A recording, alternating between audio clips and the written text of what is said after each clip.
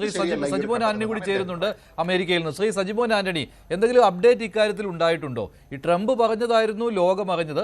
അതിനുശേഷം ഇന്ത്യ എന്തായാലും ഈ കരാർ ശരിയാണ് എന്ന് സ്ഥിരീകരിക്കുകയും ചെയ്തിട്ടുണ്ട്. പക്ഷേ കൂടുതൽ വിവരങ്ങൾ പുറത്തുവിട്ടിട്ടില്ല.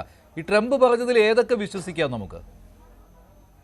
മഞ്ജുഷ, എനിക്ക് ആദ്യം തന്നെ good morning to everybody, good evening to every one.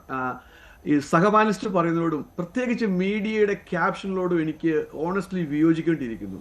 മീഡിയയുടെ ക്യാപ്ഷൻസ് ഇങ്ങനെയാണ്: ട്രംപ് കീഴടങ്ങി, അമേരിക്ക കീഴടങ്ങി, പ്രൈം മിനിസ്റ്റർ മോദിയുടെ ഒരു കോളിൽ അമേരിക്ക വരണ്ടു. ഇങ്ങനെയുള്ള കാര്യങ്ങളൊക്കെ നമ്മൾ അങ്ങനെ കയറി പറയാൻ വേണ്ടിയിട്ട് എന്താണ് ഇവിടെ നടന്നത്? കാരണം നമ്മൾ ഇവിടെ ഇരിക്കുന്ന ആരും ഇതിന്റെ ഫൈൻ പ്രിന്റ് വായിച്ചിട്ടില്ല, ഒരു മീഡിയക്ക് കിട്ടിയിട്ടുമില്ല. ആകെപ്പാടെ നമ്മൾ ഡിപ്പെൻഡ് ചെയ്യുന്നത് ട്രംപിന്റെ ആ ട്വീറ്റിനെയാണ്. പിന്നെയുള്ളത് ചില ഫാക്ടുകൾ, ബിറ്റ്സ് ആൻഡ് ബിറ്റ്സ് അവിടുന്ന് ഇവിടുന്ന് വരുന്ന കുറെ കോർണേഴ്സുകളാണത്. അപ്പൊ എന്താണ് രാജ്യങ്ങളും സ്ഥിരീകരിച്ചുവല്ലോ. അപ്പോൾ ട്രംപ് ഇക്കാര്യം ട്രൂത്ത് സോഷ്യലിൽ പറയുന്നു. അതുപോലെ തന്നെ ഇന്ത്യയിലും ഔദ്യോഗികമായിട്ട് വാർത്താ സമ്മേളനം നടത്തി. മന്ത്രി പീയൂഷ് ഗോയൽ വാർത്താ സമ്മേളനം അതിനെ മുഖവിലേക്ക് എടുത്തുകൊണ്ട് തന്നെ ഞാൻ പറയുകയാണ്, 50% ടാരിഫിനെ 18% ആക്കി. അപ്പൊ അത് ഒരു ഇന്ത്യയുടെ വിജയമാക്കി നമുക്ക് ചിത്രീകരിക്കാമോ എന്ന് ചോദിച്ചാൽ ആൻസർ യെസ് ആണ്.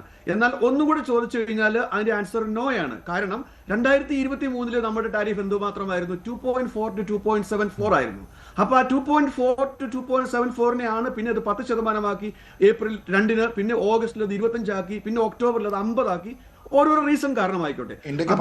എവിടെ നിന്ന് നമ്മൾ തുടങ്ങിയെന്ന് ചോദിച്ചു കഴിഞ്ഞാൽ വളരെ ലോ ലെവലിലായിരുന്നു. ശ്രീ സജിമോൻ ആന്റണി, അത് ഇന്ത്യക്ക് മാത്രമാണോ അതോ ബൈഡൻ അഡ്മിനിസ്ട്രേഷൻ മാറിയപ്പോൾ ഉണ്ടായ പോളിസി ചേഞ്ച് ആണോ? ശ്രീ ഒന്ന് കംപ്ലീറ്റ് ചെയ്തോട്ടെ. ഓക്കെ, സോ 2% ഉള്ള വേറെ ഏതെങ്കിലും രാജ്യം ഉണ്ടോ എന്ന് പറയണേ. വെയിറ്റ്. അപ്പൊ അങ്ങനെ വന്നതിന് ശേഷമുള്ള ഒരു റീ അഡ്ജസ്റ്റ്മെന്റ് ആണിത്. അപ്പൊ എന്തുകൊണ്ടാണ് ഈ റീ അഡ്ജസ്റ്റ്മെന്റ്? കാരണം ഇന്ത്യയും അമേരിക്കയും ഒരുപോലെ അംഗീകരിക്കുന്ന ഒരു കാര്യം ഉണ്ടായിരുന്നു, ഒരു ട്രേഡ് ഡെഫിഷ്യറ്റ് അല്ലെങ്കിൽ ട്രേഡ് ഇംബാലൻസ് ഉണ്ടായിരുന്നു എന്നുള്ള കാര്യത്തിൽ രണ്ടുപേർക്കും തർക്കമില്ല. അപ്പം അതിനകത്തുള്ള ഒരു റീനോഗേഷന്റെ പാർട്ടായിട്ട് മാത്രമാണ് ഞാൻ ഇതിൽ കാണുന്നത്. അല്ല, ഇപ്പോൾ ഈ യൂറോപ്യൻ യൂണിയനുമായി ഉണ്ടാക്കിയ കരാർ, ഇന്ത്യ EU കരാർ, അത് ഒരു തരത്തിലും ഇങ്ങനെ ഒരു കരാറിലേക്ക് എത്തുവാനായിട്ട് ട്രംപിനെ പ്രേരിപ്പിച്ചിട്ടില്ല എന്നാണോ താങ്കൾ പറയുന്നത്? മഞ്ജുഷെ, ഒരു പരിധിവരെ റീസൺ ആയിരിക്കാം. എന്നാൽ അതിനൊരു കൗണ്ടർ ആർഗ്യുമെന്റും ഉണ്ട്. നമ്മൾ പലപ്പോഴും സംസാരിക്കുമ്പോൾ ഇന്ത്യയും യൂറോപ്പുമായിട്ട് ഇതുപോലെ ഒരു വ്യാപാര കരാറും ഇല്ലായിരുന്നു എന്നുള്ളൊരു രീതിയിലാണ് നമ്മൾ സംസാരിക്കുന്നത്. എന്താണ് ഫാക്ട്? 2023 വരെ ഇന്ത്യയും യൂറോപ്പുമായിട്ട് ഏകദേശം 130 ബില്യണോളം ട്രേഡിംഗ് ഉണ്ടായിരുന്നു. ഇപ്പോഴത് ഇൻക്ലൂഡിംഗ് സർവീസോടെ കൂട്ടുവാണെങ്കിൽ 190 ഉണ്ടായിരുന്നു. അപ്പം ഇന്ത്യയും യൂറോപ്പുമായിട്ടുള്ള ആദ്യമായിട്ടുള്ള വ്യാപാര കരാറല്ല. എന്നാൽ ഈ ടാരിഫുമായിട്ട് ബന്ധം വെക്കുമ്പം റീസണബിളി വെല്ലായിട്ട് രണ്ട് രാജ്യങ്ങൾ, അത് രണ്ട് ഭാഗത്തിനും, യൂറോപ്യൻ യൂണിയനും ഇന്ത്യക്കും ഒരുപോലെ വിജയിക്കത്തക്ക രീതിയിൽ ഏകദേശം 90 to 97% 0% എന്നുള്ള രീതിയിൽ വന്നിരിക്കുന്നു എന്നുള്ളത് ശ്ലാഘനീയമാണ്. അതിനകത്ത് യൂറോപ്യൻ യൂണിയൻ ക്രെഡിറ്റ് എടുക്കാം, ഇന്ത്യക്കും ക്രെഡിറ്റ് എടുക്കാം. എന്നാൽ അതിനെ അതുകൂടി എടുത്തിട്ട് US-ഉമായിട്ട് കമ്പയർ ചെയ്തരുത് എന്ന് മാത്രമാണ് ഞാൻ പറയുന്നത്. കാരണം US-ന്റെ ട്രേഡും യൂറോപ്പിന്റെ ട്രേഡും കൂടെ കമ്പയറബിൾ അല്ല. കാരണം 212 അല്ലെങ്കിൽ 215 ബില്യന്റെ ട്രേഡാണ് US-ഉമായിട്ടുള്ളത്. യൂറോപ്യൻ യൂണിയനുമായിട്ട് മൊത്തത്തിൽ വരുന്നത് 136 ആണ്. അപ്പൊ അത് കമ്പയറബിൾ ആണ് അല്ല. അപ്പം ആ 136 ബില്യന്റെ ട്രേഡ് വരുമ്പോൾ നമ്മൾ മീഡിയയിലുള്ള പലരും വിശേഷിപ്പിക്കുന്നത് മദർ ഓഫ് ഓൾ ഡീൽസ് എന്ന് പറയുന്നു. അപ്പൊ നമ്മൾ 210 അല്ലെങ്കിൽ 220 ബില്യന്റെ ഡീലിനെ, അല്ലെ ഇപ്പൊ പറഞ്ഞ 500 ബില്യൺ വരെ വരും എന്ന് പറഞ്ഞാൽ നമ്മൾ എന്താണ് പറയേണ്ടത്? ഫാദർ ഓഫ് ഓൾ ഡീൽസ് എന്ന് പറയേണ്ടി വരും. അപ്പൊ അത് ഒന്നിനോട് കമ്പയറബിൾ അല്ല. രണ്ടും രണ്ട് മാർക്കറ്റാണ്. ഇന്ത്യ അത് റെക്കഗ്നൈസ് ചെയ്യുന്നു, അമേരിക്ക അതുപോലെ റെക്കഗ്നൈസ് ചെയ്തു എന്നുള്ള കാര്യത്തിൽ തർക്കമില്ല. ഇനി ഫാക്ട് പറയുകയാണെങ്കിൽ 4 പോയിന്റാണ് പ്രധാനമായിട്ടുള്ളത്. ഒന്ന്, 50-നെ 18% ആക്കി എന്നുള്ളത് ശ്ലാഘനീയമാണ്. ഒന്ന്. രണ്ടാമത്തേത്, 1% പാകിസ്ഥാനേക്കാളും കുറവാണ്. അതായത് പാകിസ്ഥാൻ ഇന്ത്യയുമായിട്ട് കോമ്പീറ്റ് ചെയ്യുന്ന കൺട്രിയാണ്, അല്ലെങ്കിൽ ശത്രു രാജ്യമാണെന്ന് തന്നെ പറയാം നമുക്ക്. അപ്പൊ 19-ന് പകരം 18 എന്ന് പറയുമ്പോൾ, അല്ലെങ്കിൽ വിയറ്റ്നാം ബംഗ്ലാദേശ് ആണെങ്കിൽ പോലും അവർക്ക് 19 അല്ലെങ്കിൽ 20 ഉണ്ട്. അപ്പൊ 1 to 2% ഒരു അഡ്വാൻറ്റേജ് ഉണ്ട്. അത് ശ്ലാഘനീയമാണ്.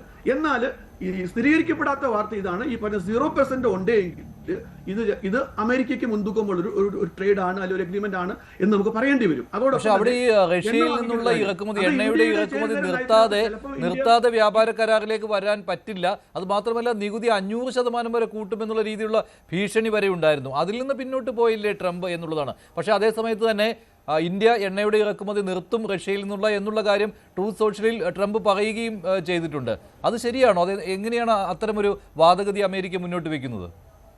മഞ്ജുഷ, അത് അമേരിക്കയുടെ ഒരു ആഗ്രഹമാണ്. അപ്പൊ അതിന് ട്രംപിന്റെ ട്രൂത്ത് സോഷ്യൽ വേർഡിങ്സിനെ നമ്മൾ ചെക്ക് ചെയ്യുവാണെങ്കിൽ നമുക്ക് കാണാൻ പറ്റും. അദ്ദേഹം പറഞ്ഞിരിക്കുന്നത് ഇന്ത്യ പ്രോമിസ് ചെയ്തതാണ്. അപ്പൊ പ്രോമിസ് എന്ന് പറയുമ്പോൾ അത് ഇപ്പോഴത്തെ കരാറിനകത്ത് വരണമെന്ന് നിർബന്ധമൊന്നുമില്ല. ഈ കരാർ അത് ഇല്ലാതെ ചിലപ്പം സൈൻ ഓഫ് ആകുമായിരിക്കാം. അത് കഴിഞ്ഞതിന് ശേഷം we will debate it, we will discuss it in the future എന്നുള്ള രീതിയിലായിരിക്കും. അതിനകത്ത് ഞാൻ ശ്രീജിത്ത് പറഞ്ഞൊരു വേർഡ് ഞാൻ കടമെടുക്കുകയാണ്. ഇന്ത്യയുടെ ഒരു പോളിസി വരുമ്പം ചില സമയത്ത് നമുക്ക് എണ്ണ റഷ്യയിൽ നിന്ന് കിട്ടുവാണെങ്കിൽ ചിലപ്പം ഇന്ത്യ അവിടെ നിന്ന് വാങ്ങിക്കുമായിരിക്കും. ഇനിയിപ്പോൾ നാളെ വെനീസിലയിൽ നിന്ന് അമേരിക്കയിൽ നിന്ന് ഇന്ത്യക്ക് ഇക്വിറ്റബിൾ ആയിട്ടുള്ള ഒരു ഓയിൽ കിട്ടുവാണെങ്കിൽ നമ്മളെന്തിനാ നോ പറയുന്നത്? കാരണം അമേരിക്കയും ഇന്ത്യയും ഒരിക്കലും ഒരു ശത്രു രാജ്യമല്ല എന്നുള്ള കാര്യം ഒരു ഫാക്റ്റാണ്. എന്നാൽ ഇതുകൂടെ പറഞ്ഞാൽ അത് കംപ്ലീറ്റ് ആവത്തുള്ളൂ. കാരണം അമേരിക്കയ്ക്ക് ഇന്ത്യ റഷ്യയിൽ നിന്ന് ക്രൂഡ് ഓയിൽ വാങ്ങുന്നതിൽ അതൃപ്തി ഉണ്ടോ എന്ന് ചോദിച്ചു കഴിഞ്ഞാൽ അതിന്റെ ആൻസർ 100% ആണ്. അതിന് 2 റീസൺ ഉണ്ട്. ഒന്ന് ജിയോ പൊളിറ്റിക്കൽ റീസൺ ആണ്, 2 കൊമേഴ്ഷ്യൽ റീസൺ ആണ്.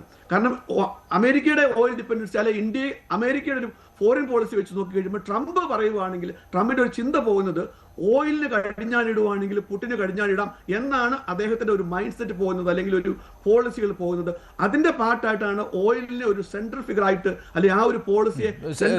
താങ്കൾ എന്തായാലും ഇതിനെ ഒരു വിൻ വിൻ സിറ്റുവേഷൻ എന്നാണോ പറയുന്നത്? അതോ താങ്കൾ ആദ്യം പറഞ്ഞു ആരുടെയും കീഴടങ്ങലോ വിജയമോ അല്ല എന്ന്? അപ്പോൾ ഒരു വിൻ വിൻ സിറ്റുവേഷൻ അല്ലേ? ഇത് ആരുടെയും കീഴടങ്ങിയോ വിജയവും അല്ല, ഇത് രണ്ടുപേർക്കും വിൻ വിൻ സിറ്റുവേഷൻ ആണ്. കാരണം ഇന്ത്യയും അമേരിക്കയും ഡെമോക്രസിയിൽ അധിഷ്ഠിതമായ 2 രാജ്യങ്ങളാണ്. ഇന്ത്യക്ക് എന്തുമാത്രം അമേരിക്കയെ വേണമോ അതുപോലെ തന്നെ അമേരിക്കയ്ക്ക് ഇന്ത്യയും വേണം എന്നുള്ള കാര്യത്തിൽ ഒരു സംശയവുമില്ല. കാരണം പലപ്പോഴും നമ്മൾ പറയും ഓക്കെ ഇവിടെ ട്രേഡ് ഇതിങ്ങനെ വന്നു, ട്രംപ് 50% പറഞ്ഞു, 60% പറഞ്ഞു, അങ്ങനെയാണെങ്കിൽ അമേരിക്കയ്ക്ക് എക്സ് ചെയ്തോളൂ, ഞങ്ങൾ യൂറോപ്പിലേക്ക് പോകുക, അല്ലെങ്കിൽ ആഫ്രിക്കയിലേക്ക് പോകുക, അല്ലെങ്കിൽ ചൈനയിലേക്ക് പോകുക. ചൈനയിലൊക്കെ പോയി നമുക്ക് പടമെടുക്കാൻ പറ്റും. പക്ഷെ നമ്മുടെ ഏത് ട്രേഡാണ് ചൈനയിലേക്ക് കയറ്റി അയക്കാൻ പറ്റും? നമുക്ക് അവിടെ ഉത്പാദിപ്പിക്കപ്പെടുന്ന എന്തുമാത്രം ചീപ്പായിട്ടുള്ള കാര്യങ്ങളാണ്. അതിനെ ബീറ്റ് ചെയ്ത് ഇന്ത്യക്ക് എന്തുമാത്രം അങ്ങോട്ടേക്ക് എക്സ്പോർട്ട് ചെയ്യാൻ പറ്റും എന്നുള്ള കാര്യത്തിൽ വലിയൊരു ക്വസ്റ്റ്യൻ മാർക്കാണ്. എന്നാൽ ടെമ്പററി ആയിട്ട് നമുക്ക് അന്യ സ്ഥലങ്ങളിലേക്ക് എന്താ പറയുക അന്യ മാർക്കറ്റുകളിലെ ഓപ്ഷൻസ് നോക്കാം. അതിനകത്തൊന്നും കുഴപ്പമില്ല. ഏതായാലും ലോകത്തിൽ മൊത്തം ഒരു റീബാലൻസിങ് നടക്കുന്നുണ്ട് എന്നുള്ള കാര്യത്തിൽ സംശയമില്ല. അത് ഇന്ത്യ സ്പെസിഫിക് മാത്രമല്ല, അമേരിക്കയും യൂറോപ്പുമായിട്ടുള്ള ബന്ധങ്ങളും അമേരിക്കയും ആഫ്രിക്കൻ രാജ്യങ്ങളായിട്ട് ബന്ധങ്ങളും അതിനകത്തും ഉണ്ട് എന്നുള്ള കാര്യത്തിൽ. ഡോക്ടർ ജി ഗോപകുമാർ, ഇതൊരു വാഗ്ദാനം എന്ന രീതിയിലാണ് ട്രംപ് പറഞ്ഞിട്ടുള്ളത്. റഷ്യയിൽ നിന്ന് എണ്ണ വാങ്ങുന്നത് ഇന്ത്യ നിർത്തും. കൂടുതൽ വാർത്തകൾക്ക് News 18 Keralam YouTube channel subscribe ചെയ്യുക.